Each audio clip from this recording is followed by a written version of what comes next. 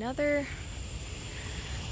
word that they like to use in the scientific medical community is placebo.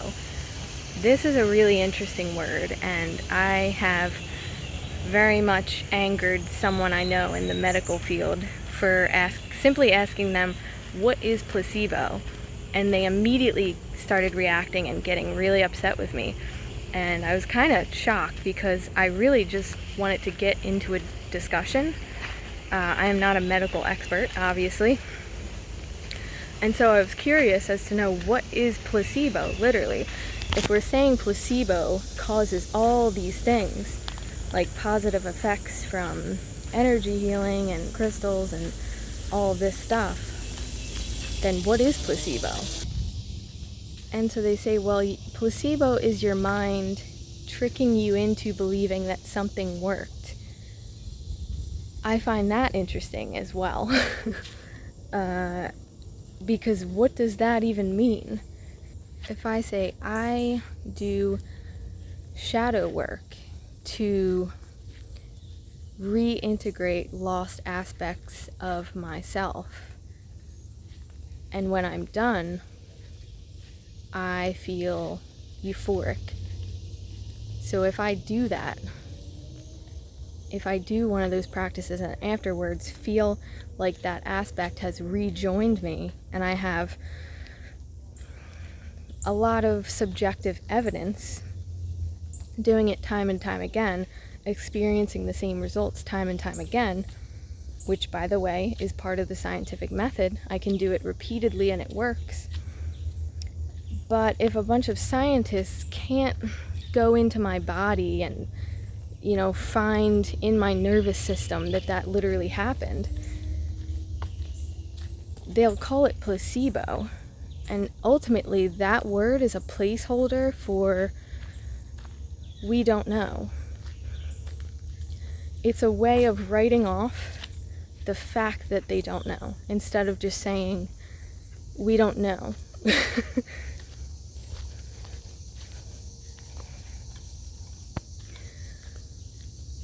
So if anyone ever tells you that anything spiritual that you do is just placebo, ask them to explain how placebo works. Ask them what it is in the body or in the brain that is making placebo happen. Because ultimately,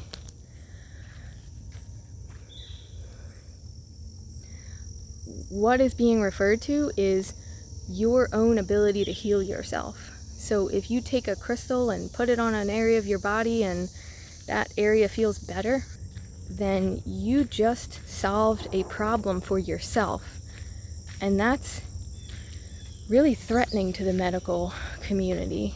Even if they're not terrible people, it's kind of uncomfortable for them when you are doing a better job at healing yourself than they could do, right? So it's an insecurity. So the next time someone tells you that something that you believe in is just placebo, and it's your mind tricking you into believing that something works when it doesn't, that's nonsense. Because you use the power of your mind to change something. That's a power. That's not a misunderstanding on your part.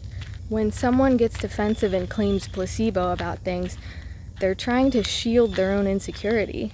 And you openly exercising your power, especially if you're a female and you're just a more feminine person in general, even if you're male and you have like softer qualities to you, that literally scares people. I can tell you from experience, I'm obviously female. I am a really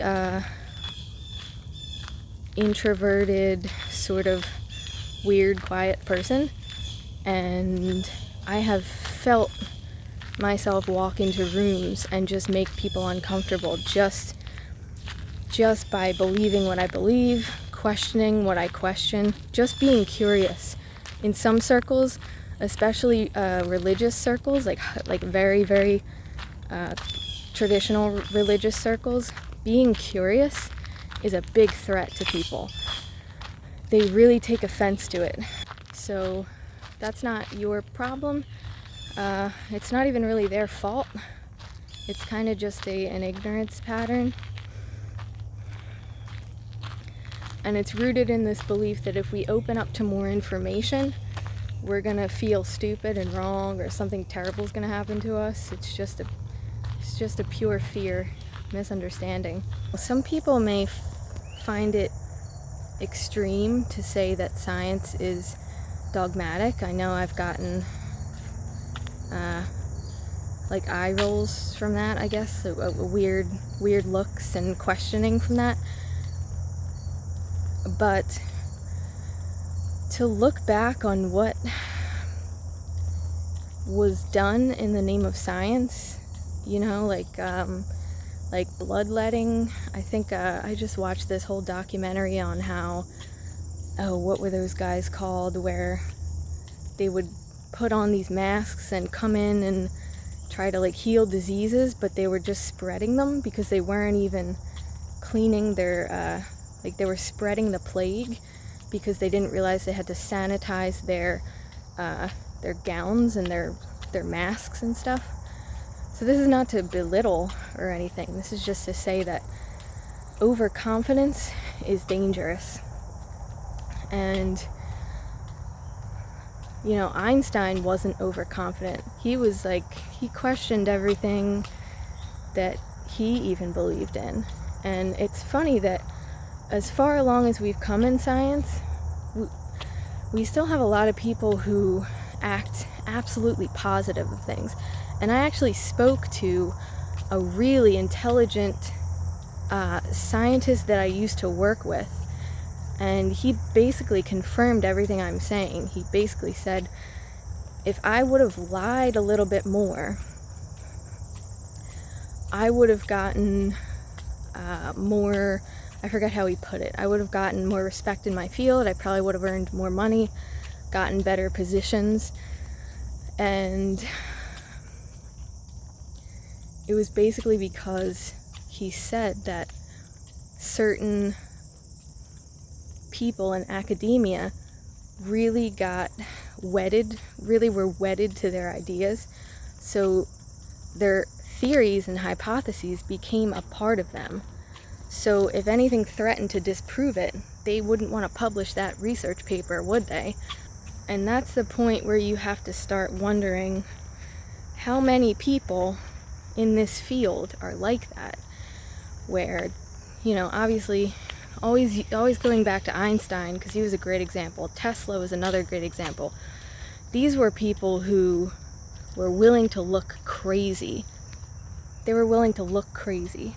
They were willing to question like everything and just be ridiculed. These were true scientists, where curiosity is always at the bottom of everything. Not me getting attached to my theories and then trying to mold my research papers to prove what I thought.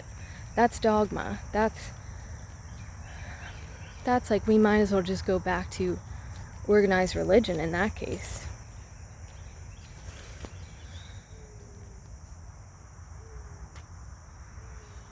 Science is great. We've come a long way. We don't, you know, medicine is good for some things. Emergency medicine is good. But ultimately, we can't continue to believe that Western medicine can treat chronic conditions. It can only suppress symptoms. And right now that's all we're willing to do in Western medicine. Because again, we're afraid that we would have to uproot the entire medical system, which we would if we were to have it working effectively.